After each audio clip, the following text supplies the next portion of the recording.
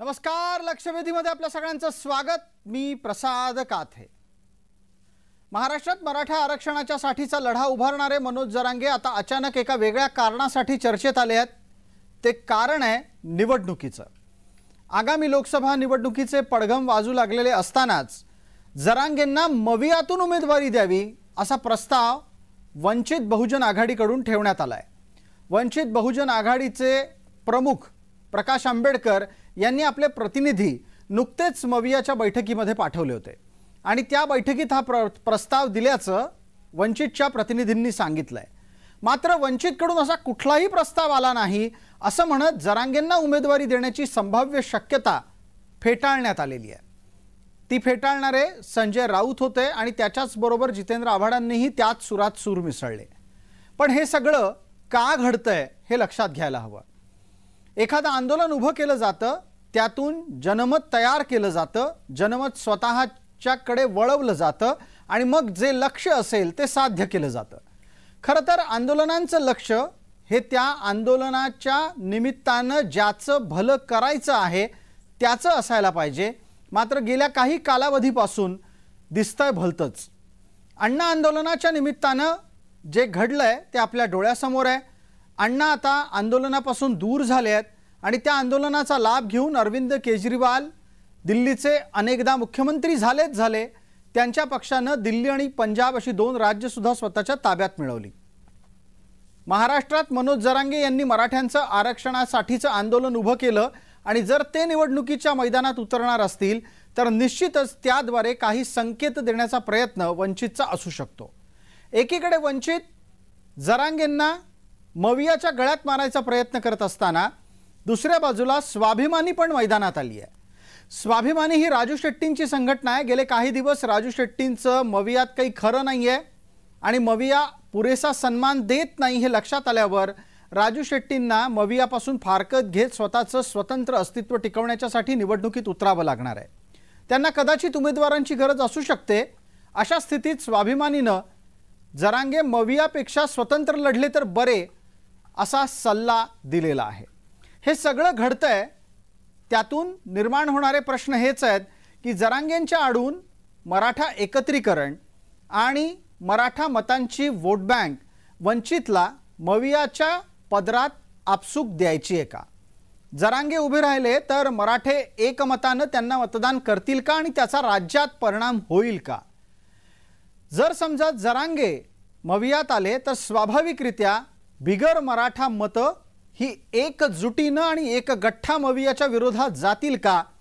आणि जरांगेंना मविया ढकलून वंचितला काय करायचं आहे आणि मवियाचं तिकीट जरांगेंनी नाकारावं असं सांगून स्वाभिमानीला काय साध्य करायचं आहे, या आणि अशा विविध प्रश्नांसह आजची लक्षवेधीची चर्चा। या चर्चेत आपल्यासोबतच्या मान्यवरांचा आपल्याला पटकन परिचय करून देतो। या चर्चेत आपल्यासोबत जोडले गेलेले आहेत गंगाधर काळकुटे, जरांगेंचे समर्थक या नात्यानं ते आपल्याला ठाऊक आहेत। आपल्यासोबत जालंधर पाटील आहेत, स्वाभिमानीचे प्रदेशाध्यक्ष म्हणून।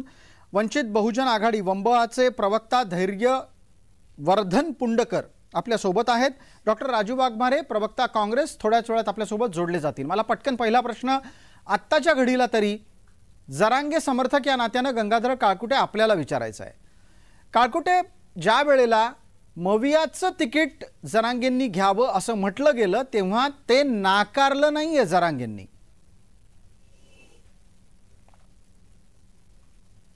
माझा आवाज येतोय प्रसादजी? जी गंगाधरराव बोला, लवकर बोला। मला आपल्याला सांगायचंय, मनोज दादा असतील किंवा आमचं हे जे मराठा आरक्षणाचं आंदोलन आहे हे बिगर राजकीय आहे। आमचा कुठल्याही राजकीय पक्षाला सपोर्ट नाही किंवा आमच्या आंदोलनाला कुठल्याही राजकीय पक्षाचं असं समर्थन नाही। सगळ्या पक्षातले मराठा या आंदोलनात आहेत। त्यामुळे मनोज दादा जरांगेंनी वंचित बहुजन आघाडीचे नेते आदरणीय प्रकाश आंबेडकर साहेबांनी जी किंवा त्यांच्या पक्षाने जी ऑफर दिली होती ती नम्रपणे नाकारली। कारण आमचा लढा हा आरक्षणासाठीचा आहे। आम्हाला कुठलंही राजकारण करायचं नाही, कुठल्याही राजकारणात जायचं नाही किंवा कुठलीही निवडणूक लढवायचं नाही, हे सकाळच्याच पत्रकार परिषदेत मनोज दादांनी सांगितलेलं आहे। आपण असं म्हणता आहात गंगाधरराव आपण असं म्हणता आहात की आपल्याला आंबेडकरांची ऑफर मान्य नाही। आंबेडकरांनी ऑफर का दिली असं तुम्हाला वाटतंय? नाही, आंबेडकर साहेबांनी गेल्या 5-6 महिन्यातला मराठा आरक्षणाचा लढा पाहिला असेल आणि सर्व पक्षीय राज्यकर्ते मराठा आरक्षणामध्ये कशा पद्धतीनं राजकारण प्रत्येक जण करतोय हे त्यांनी पाहिलं असेल आणि त्यामुळे त्यांना वाटलं असेल की आता हा आरक्षणाचा प्रश्न सोडवण्यासाठी मराठा समाजाने राजकारणात यावं. ही त्यांची वारंवारची भूमिका आहे, आत्ताच नाही, पहिल्या दिवसापासून ते राजकारणात जरांगे पाटलांनी यावं या मताचे आहेत. परंतु एकदाही जरांगे पाटलांनी राजकारणात येण्याचं किंवा कुठल्या पक्षातून किंवा अपक्ष कुठलीही निवडणूक लढवायचं कधीही सांगितलेलं नाही. आणि मनोज दादा हे सामाजिक आहेत, आम्ही सर्व सामाजिक आहेत. हा मराठा समाजाच्या आरक्षणाचा लढा आहे, त्यामुळे आम्ही कुठल्याही पक्षासोबत नाही, कुठल्याही निवडणुकीत उतरणार नाही असं दादांनी सकाळीच सांगितलं. गंगाधर काळकुटे, आपण अगदीच थेट स्पष्टपणे सांगूनच टाकलेलं आहे की कोणत्याही प्रकारची निवडणूक जरांगेंना लढवायची नाही. पण शेवटी राजकारणी मंडळी कशी असतात हे महाराष्ट्रानं पाहिलेलं आहे. सोबत घेणार नाही म्हणणाऱ्यांना सोबत घेतात, करणार नाही म्हणतात आणि तेच करतात. त्यामुळे ठीक आहे, आजच्या घडीला तरी तुम्ही निवडणूक लढणार नाही असं सांगताय, पण आंबेडकरांच्या मनात काय आहे ते आपल्याला समजून घेणं गरजेचं आहे आणि याद्वारे आंबेडकरांना साध्य काय करायचं आहे त्याचाही अर्थ आपण शोधणार आहोत. आपल्यासोबत वंचितचे धैर्यवर्धन पुंडकर आहेत. पुंडकर साहेब, आवाज येतोय?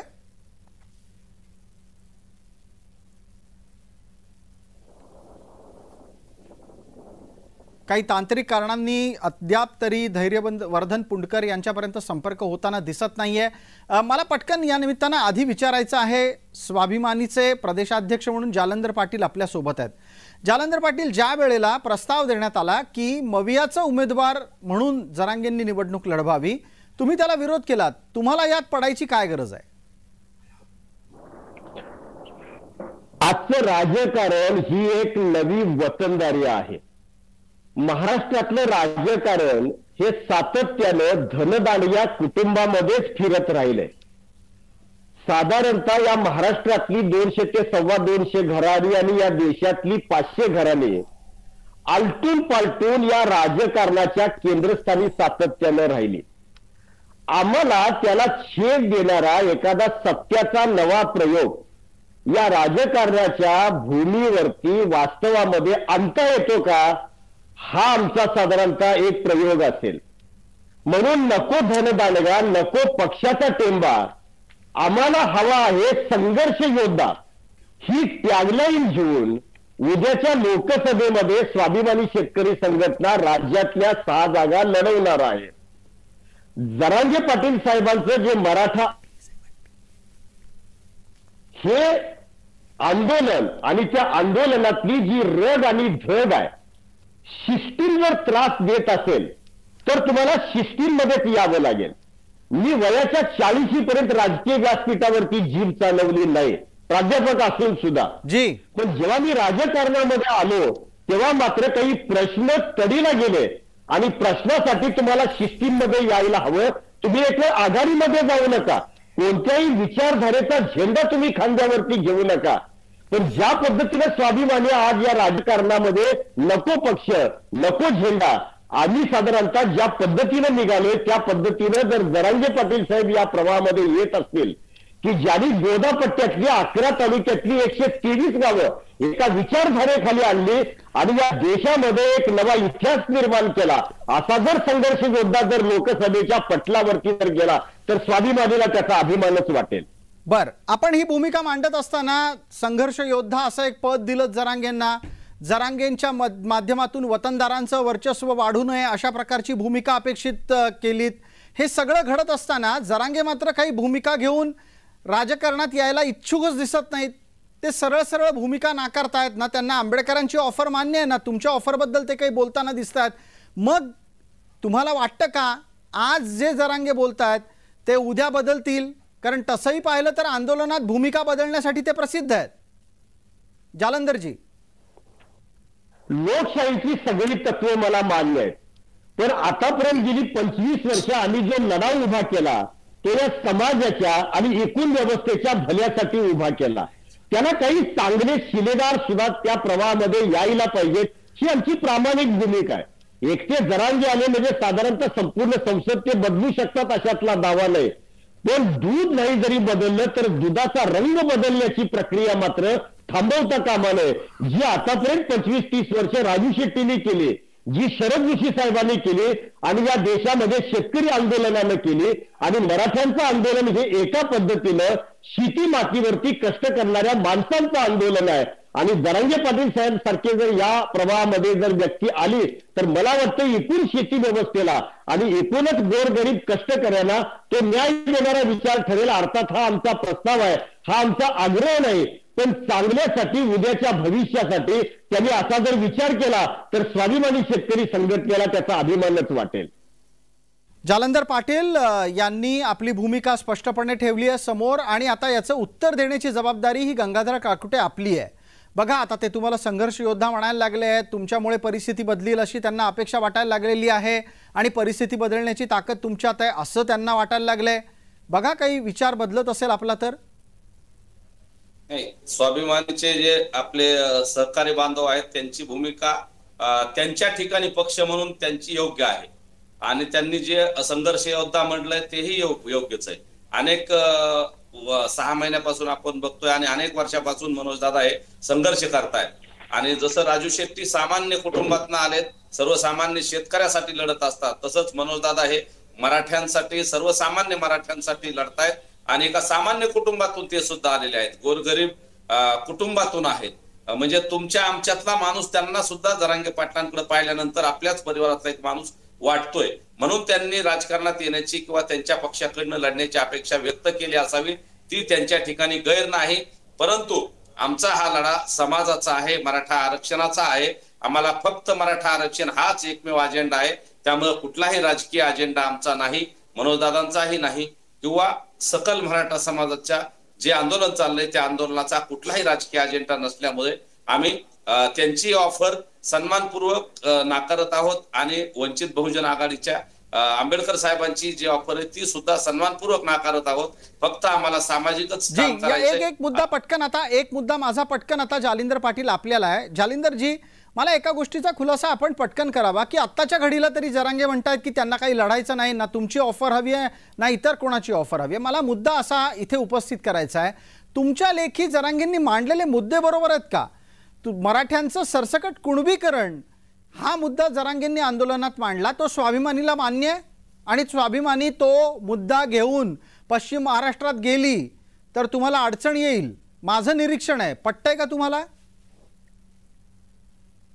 मराठा समाज हा सदन होता, तो निर्बंध का झालं याचं चिंतन आमचे राज्यकर्ते करायला तयार नाहीत. गावगाडे हे मराठा समाजाच्या अखत्यारीमध्ये होते, पण आज गावगाड्यांची अवस्था काय आहे बघा. या देशामध्ये ज्या 3 ते 3.5 लाख शेतकऱ्यांच्या ज्या आत्महत्या झाल्या त्याच्या 80% आत्महत्या या मराठा समाजातील शेतकऱ्यांच्या आहेत. हे वास्तव तुम्ही नजरेआड करू नका. जरांगेंची भूमिका ही मी माझ्या शिवार संवाद मधल्या व्हिडिओतून 2-3 वेळा परखडपणाने मांडलेली आहे. मराठा समाजाला आरक्षण मिळायला पाहिजे आणि आरक्षणाच्या काही जागा सुद्धा मोकळ्या व्हायला पाहिजे, कारण आरक्षण घेऊन जे मातब्बर बनलेले आहेत, जे सदन बनलेले आहेत, ते जर जागा सोडणार नसतील तर मग नव्या जागा निर्माण होणार कशा? कारण दलित पददलितांच्या पेक्षा सुद्धा उपेक्षितांचं जीवन जगणारे कितीतरी मराठा समाज बांधव आहेत आणि त्यासाठी जरांगेंनी उभं केलेलं जे आंदोलन आहे ना, हे सामान्य माणसांनी उभं केलेलं आंदोलन. जालिंदर पाटीलजी, आपण मुद्द्याला बगल देताय असं मला म्हणायचं आहे. मुद्दा काय आहे? मराठ्यांना कुणबी करा आणि मराठ्यांना सरसकट कुणबी आरक्षण द्या, ही एक प्रमुख मागणी आहे जरांगेंची. पश्चिम महाराष्ट्रात या सगळ्याला कडकडून विरोध झालेला आहे. जेव्हा कडाडून विरोध या मुद्द्याला होतो त्यावेळेला तुम्ही लोक जरांगेंच्या सोबत उभे राहिलात तर उद्या राजू शेट्टींना अडचण होईल. तुम्हाला लक्षात येतंय? राजकारणामध्ये आणि प्रसाद साहेब आमच्या अडचणीचा कधी आम्ही विचार केला नाही. आज सुद्धा उभय पक्षी पक्ष राजू शेट्टींना आमच्या प्रवाहातून उतरा असं म्हणतायत, भाजप म्हणतायत, महाविकास आघाडीचे लोक म्हणतायत. तरी सुद्धा आमचा जर पराभव सामान्य गोरगरीब कष्टकरी शेतकऱ्याला करायचा असेल तर त्याने तो करावा. आम्ही स्वबळावरती उद्याच्या लोकसभेला सामोरं जात आहोत. हाही एक वेगळा सत्याचा प्रयोग आहे. मी हेतुपुरस्सर जाणीवपूर्वक स्वाभिमानीची भूमिका स्पष्टपणानं आणि परखडपणानं मांडतो आहे. आम्हाला पक्षाच्या साधारणतः बिदागीची गरज नाही. आम्हाला खासदार पद हे मिळवण्यासाठी नको आहे. शेतकऱ्यांच्या प्रश्नावरती त्या सभागृहामध्ये आमचा खासदार गेल्यानंतर शेतकऱ्यांचे प्रश्न गेल्या 10 वर्षामध्ये किती निकालात निघाले हे तुम्ही सगळे जाणताय. या देशातला पण या मुद्द्यावरचे काही खुलासे अजूनही होणं गरजेचं आहे. वंबआचे प्रवक्ता या नात्यानं नेता धैर्यवर्धन पुंडकर आपल्या सोबत आहेत. धैर्यवर्धनजी, आता आमचा आवाज तुमच्यापर्यंत येतोय आणि तुमचा आवाज आमच्यापर्यंत येतोय का हे तपासणीची वेळ आहे. मला उत्तर द्या आधी. माझा प्रश्न आणि माझा आवाज आपल्यापर्यंत येतोय? येतोय. आपण आपल्याकडचा माईक बंद करा, कारण मी जे बोलतोय तेच परत लोकांना ऐकायला गेलं तर गोंधळ वाढेल. मला याचा खुलासा आपल्याकडून आधी लागेल की मवियाच्या गळ्यात तुम्हाला जरांगेंची उमेदवारी मारायची आहे असं चित्र दिसत होतं. जरांगेंनी ती उमेदवारी नाकारलेली आहे. त्यांना कोणत्याही प्रकारे निवडणुकीला उभं राहायचं नाही. तुम्ही काय विचार करून त्यांना मवियाचे उमेदवार म्हणू इच्छित आहात किंवा करू इच्छित आहात?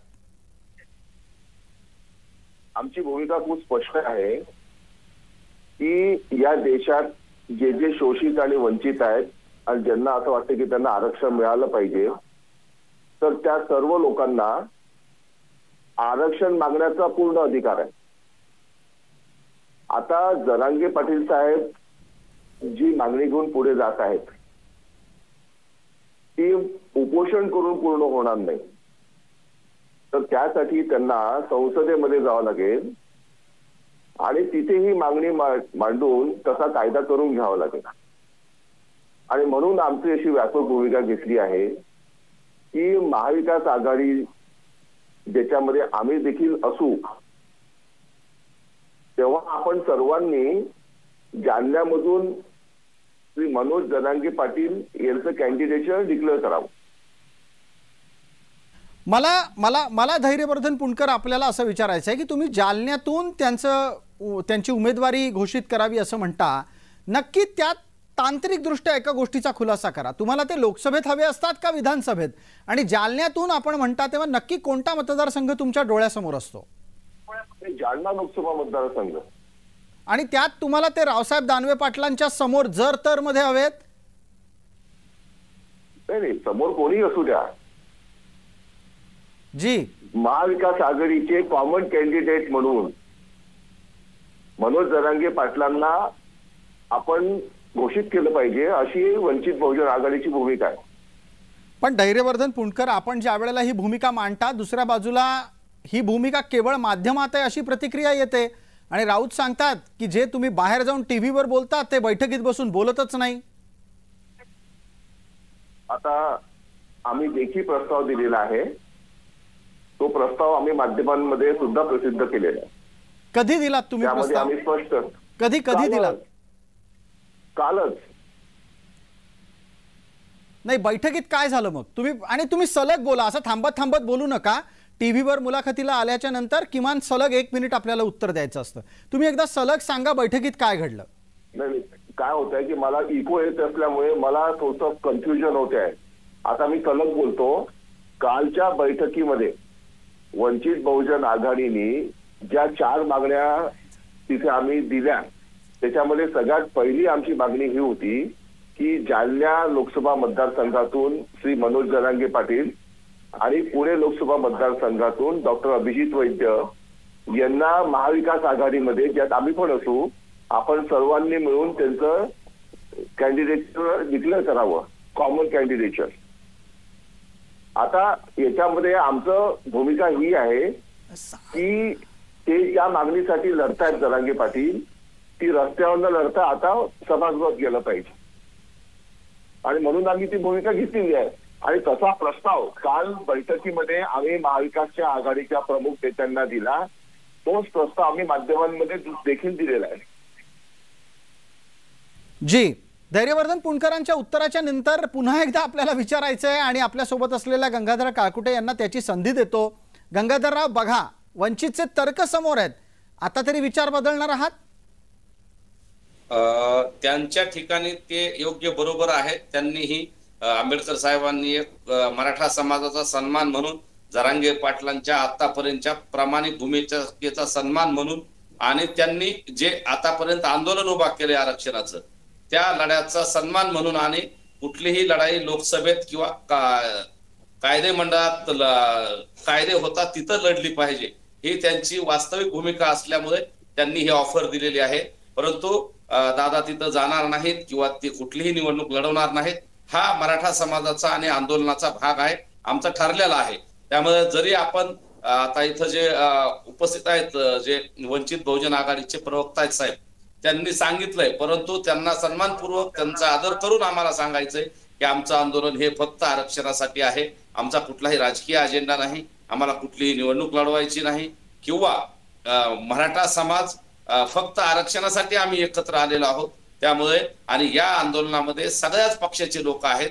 त्यामुळे असं कुठल्या तरी एका पक्षाची ऑफर स्वीकारून बाकी मराठा समाजातले वेगवेगळ्या पक्षात असलेले आणि ह्या आंदोलनावर कुठलाही राजकीय परिणाम होणार नाही, यासाठी आम्हाला महाविकास आघाडीची भूमिका सांगतोय.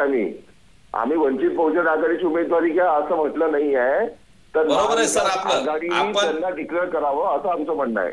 अगदी बरोबर आहे. 3-4 पक्षाच्या वतीनं आपण म्हणताय, त्याबद्दल तुमच्या भूमिकेचा सन्मान आहे सर, तुमच्या या भूमिकेचा सन्मान आहे. परंतु कुठल्याही पक्षाकडून निवडणूक लढवायचं नाही आहे, दादांनी सकाळी जाहीर केलंय. म्हणून हे आम्हाला सांगायचंय, आपण जो मनाचा मोठेपणा दाखवलाय, आंबेडकर साहेबांनी नेहमीच मराठा समाजाच्या आरक्षणासाठी सुद्धा मनाचा मोठेपणा दाखवलेला आहे. वेळोवेळी ते मराठा समाजाच्या आरक्षणाच्या लढ्याला पाठिंबा देत असतात. वेळोवेळी काही कायदेशीर मार्गदर्शन असलं तर आम्ही त्यांचं कायदेशीर मार्गदर्शन घेत असतो दूरध्वनीद्वारे, जसं इतर मान्यवरांचं घेतो तसं. त्यामुळे आणि प्रकाश आंबेडकर साहेबांना वाटतं की सर्वसामान्य कुटुंबातली लोक, बहुजन समाजातल्या गोरगरिबातली लोक सभागृहाच्या संसदेच्या सभागृहात जावी. गंगाधरराव, एकच मिनिट, मला एक मुद्दा घेऊन आता पटकन आधी धैर्यवर्धन पुंडकर यांच्यापर्यंत पोहोचू द्यात. धैर्यवर्धनराव, मला एका गोष्टीचा खुलासा द्या की जर समजा तुम्ही जरांगेंना मवियाचा उमेदवार करायला निघालेला आहात, याची चर्चा बाहेर सुरू झाली, तर स्वाभाविकरित्या मवियातला ओबीसी घटक डिस्टर्ब नाही होणार. आणि ही अस्वस्थता थेट आणि स्पष्टपणे नाना पटोलेंच्या चेहऱ्यावर दिसायला लागलेली आहे, वडेट्टीवारांच्या चेहऱ्यावर दिसायला लागलेली आहे. हे बघा, आम्ही ज्या 4 प्रमुख मागण्या केल्या त्यातली पहिली मागणी मनोज जरांगे पाटील आणि डॉक्टर अभिजित वैद्य संदर्भात होती. दुसरी मागणी महाविकास आघाडीने किमान 15 तिकीटं ओबीसीच्या समाजाला द्यावी. तिसरा आमचं 5 किमान 3 तिकीटं अल्पसंख्याक समाजाला द्यावी. आणि चौथी मागणी आमची अशी होती की महाविकास आघाडीतल्या सर्व घटक पक्षांनी आणि त्यांच्या जे उमेदवार आहेत त्यांनी निवडणुकीपूर्वी किंवा निवडणुकीनंतर भाजपमध्ये जाणार नाही असं लेखी वचन द्यावं. अशा आमच्या 4 मागण्या आहेत. त्यामुळे ओबीसीचे 15 सीट मागितल्या आहेत आम्ही. जी धैर्यवर्धन पुंडकर, पण या सगळ्या मुद्द्यावर स्वाभिमानीचं वेगळं मत आहे. आपल्या सोबत जालंधर पाटील आहेत. मला जालंधर पाटलांना विचारायचं आहे, जालंधरजी, जे तर्क दिले जात आहेत वंबआकडून, त्या वंबआच्या तर्कांच्या प्रतिवादाचे मुद्दे तुमच्याकडे आहेत का? तुम्ही एका वेळेला प्रस्थापितांचं राजकारण नको असं म्हणता, वंबआचं पण तेच म्हणणं आहे. मग तुमच्या दोघांमध्ये मतभेद आहेत का एक वाक्यता आहे? नाही, आम्ही ह्या व्यवस्थेमध्ये तशी सामान्य शेतकरी कुटुंबातली माणसं या प्रवाहामध्ये आलो. विचार एकच होता की सज्जनानो राजकारणात या, त्याशिवाय राजकारणाची ही गटारगंगा स्वच्छ होणार नाही. आम्ही जरांगे पाटलांना प्रामाणिकपणानं निमंत्रण दिलं. आम्हाला याच्यामध्ये राजकीय अभिनिवेश नाही. यामध्ये कदाचित ओबीसीचा घटक दुरावतोय असं तुम्ही जरी म्हणालेला असला तरी या पश्चिम महाराष्ट्रामध्ये ज्या साखर कारखानदारीच्या बळावरती हे राजकारण पोचलं गेलं, त्या सगळ्या राजकारण्याला अंगावरती घेऊन 5 वर्ष आमदार आणि 10 वर्ष खासदार राजू शेट्टी झाले. समाजामध्ये हे वेगवेगळे प्रवाह असू शकतात, पण याच्याकडे या सगळ्या विचारधारेकडे तटस्थपणानं बघणारा एक तिसरा डोळा असतो. आणि तो तिसरा डोळा हा सातत्यानं या राजकारणाच्या रणांगणामध्ये निर्णायक ठरत आलेला आहे. आणि त्या तिसऱ्या डोळ्यावरती आमचा स्वाभिमानीचा विश्वास आहे. नाहीतर आमच्यासारखी साधी रस्त्यावरची माणसं या सभागृहामध्ये गेलीच नसती. आज जरांगे पाटील साहेबांनी जरी हे ऑफर जरी नाकारलेली असली तरी ती स्वीकारावी असा मी आग्रह करणार नाही. पण चांगलं काहीतरी या प्रवाहामध्ये यावं, एखादा साधारणतः असा मजबूत असा एखादा नेता या प्रवाहामध्ये यावा की जेणेकरून हे जे मळब आहे राजकारणामध्ये जालंधर पाटील जी, आपण जी भूमिका मांडताय ना ती फारच आदर्शवादी भूमिका आहे. भारतातलं सध्याचं राजकारण इतकं आदर्शवादी नाही, ते असावं ही अपेक्षा असणं समजू शकतो. पण मग त्यांनी तुमच्याकडे काय यावं? तुम्हाला जर आदर्शवादी राजकारण करायचं आहे तर वंबआला काही वेगळं करायचं नाहीये. वंबआला मवियाच्या माध्यमातूनही आदर्शवादीच राजकारण करायचं असेल की मग त्यांनी मवियात जाऊ नये आणि तुमच्याकडे यावं असं का? पटकन मला 30 सेकंदात उत्तर द्या. आपला प्रामाणिकपणा सिद्ध करण्यासाठी आमचे असे काही चेहरे त्यांना आवाज वाटतायत, हा खरं तर आमचा सन्मान आहे असं आम्हाला वाटतं. आणि हे राजकारणामध्ये चालत राहील, ऑफर येत राहतील. पण आधी मी तुम्हाला सांगतो, या व्यवस्थेत या गोरगरीब कष्टकरी शेतकऱ्याच्या भल्यासाठी आमच्या शरीरामध्ये रक्ताचा शेवटचा थेंब असेपर्यंत आम्ही काम करत राहू. पटकन धैर्यवर्धन पुंडकर यांच्यापर्यंत जाऊयात. धैर्यवर्धनजी, अधिक आदर्शवादी कोण आहे? म्हणजे ती जी वॉशिंग पावडरची जाहिरात यायची ना की कोणाचे कपडे अधिक स्वच्छ आहेत, तसाच प्रश्न या चर्चेत येतो. नाही बघा, मी आदर्शवादी राजकारणाची खरं तर खूप गरज आहे. दुर्दैवाने ती नाही आहे, हे ठीक आहे.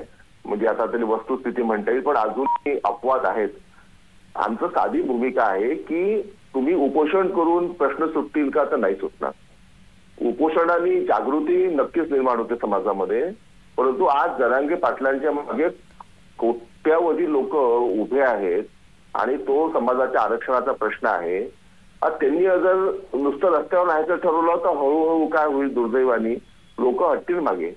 त्यापेक्षा त्यांनी सभागृहात जायला पाहिजे, सभागृहात आवाज उठवला पाहिजे आणि कोणत्या एका पक्षाची उमेदवारी न घेता महाविकासच्या वतीने त्यांना आम्ही कॅन्डिडेटचे डिक्लेअर करायला मागतोय, कॉमन कॅन्डिडेटचं.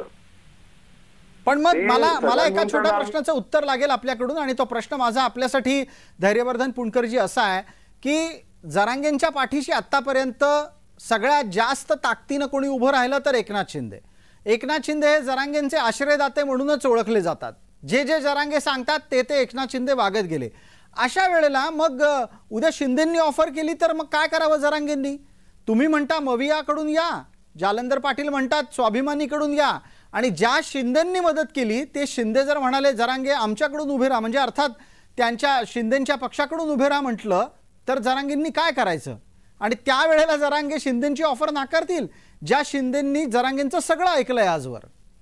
नाही, मला असं वाटतं की जरांगे पाटील शिंदेंचं काय ऐकत नसावेत, कारण की त्यांचं सगळे सोयरेचं जी मागणी होती ती या सरकारने पूर्ण केलेली नाहीये. त्यांचा या सरकारवर राग आहे आणि स्वतः काल मुख्यमंत्री शिंदेनी सांगितलं की लिमिटच्या बाहेर गेल्यानंतर मी करेक्ट कार्यक्रम करेल त्यांचा म्हणून. मग जे त्यांचा करेक्ट कार्यक्रम करायला निघाले तिथे कशाला जातील ते? बर, एक पटकन गंगाधररावांना या निमित्तानं प्रश्न विचारूयात. गंगाधरराव, समजा शिंदेंनीच ऑफर दिली, झालं गेलं विसरून जा आणि शिवसेनेत या, तर नाही, तरीही दादा कुठलंही इलेक्शन लढणार नाहीत, कारण आमचा अजेंडा सुरुवातीला सांगितल्याप्रमाणे राजकीय नाही. आम्हाला फक्त मराठा समाजाला आरक्षण मिळवण्या इतपर्यंतच आमचं अजेंडा आहे आणि मराठा समाजात सन्मानपूर्वक आम्ही कुठल्याही एका पक्षाची ऑफर स्वीकारणार नाही. सर्व कोणीही उभा राहा म्हटलं तरी सगळ्याचा आदर करून आम्ही कुठलीही राजकीय भूमिका घेणार नाही येणाऱ्या निवडणुकांमध्ये कुठल्याही असू. परंतु दादांना अंतिम अधिकार दादाचे आहेत आणि मनोज दादांनी सकाळी सांगितलंय की कुठलीही निवडणूक तेही लढणार नाहीत आणि आम्हाला त्या मार्गाने जायचं नाही राजकारणात. ठीक आहे, थोडक्यात आत्ताच्या घडीला तरी जरांगे समर्थक त्यांचा नेता निवडणूक लढणार नाही असं म्हणतात. जरांगेंनी आंदोलनाच्या दरम्यान अनेकदा भूमिका बदललेल्या आहेत. येत्या दिवसात त्यांची भूमिका बदलते का, त्यांचं मन वळवायला वंबआ आणि स्वाभिमानीपैकी कोण यशस्वी होतं त्यावर आपलं लक्ष राहील. तुर्तास या चर्चेमध्ये वेळ मर्यादा असल्यानं उपस्थित सर्व मान्यवरांना सहभागी झाल्याबद्दल विनम्र धन्यवाद देतो. लक्षवेधीच्या या चर्चेत तुर्तास इतकंच. सर्व प्रेक्षकांना जय महाराष्ट्र.